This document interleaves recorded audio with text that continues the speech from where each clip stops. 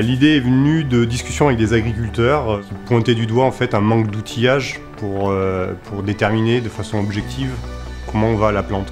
Donc on a prototypé un système qui fait une acquisition, on appelle ça l'hyperspectral, alors c'est très pompeux.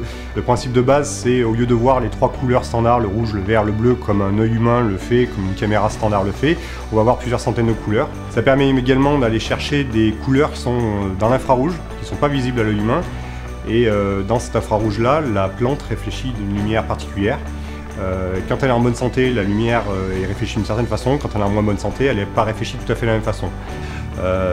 En détectant des couleurs pas visibles, ça nous permet d'aller voir la maladie là où il est encore temps de faire quelque chose. L'intérêt économique évident, il y a un intérêt écologique en essayant de traiter le minimum possible, en traitant simplement ce qu'il faut au bon moment.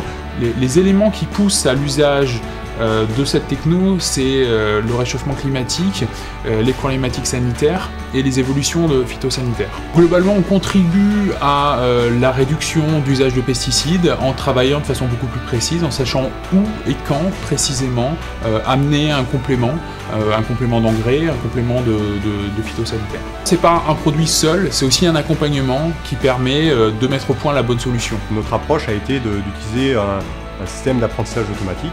Donc on montre la maladie, on montre des plantes pas malades, et c'est le système tout seul qui va apprendre quels sont les paramètres, les déterminants pour la présence de la maladie. Ces choses-là, la miniaturisation de toutes les parties optiques nous permettent d'avoir une caméra qui aujourd'hui est embarquable sur drone. La puissance de calcul des ordinateurs et les gros progrès de ces dernières années dans ce qu'on appelle le deep learning, c'est de l'intelligence artificielle, nous permettent aussi de rendre ça accessible. Au fur et à mesure du temps, on va progresser, on va augmenter notre base de connaissances, notre système d'apprentissage automatique va se compléter de manière à aller chercher d'autres maladies, d'autres types de stress qui sont pertinents suivant les problèmes qu'il y a dans certains secteurs agricoles.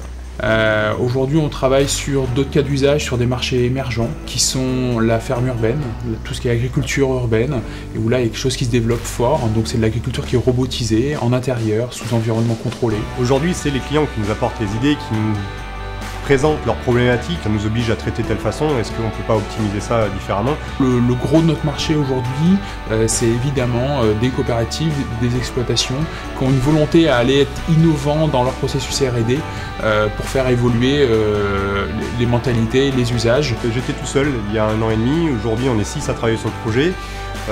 Probablement que dans l'année qui vient, on sera un peu plus nombreux, probablement 8 à 9 d'ici 1 an. Oui.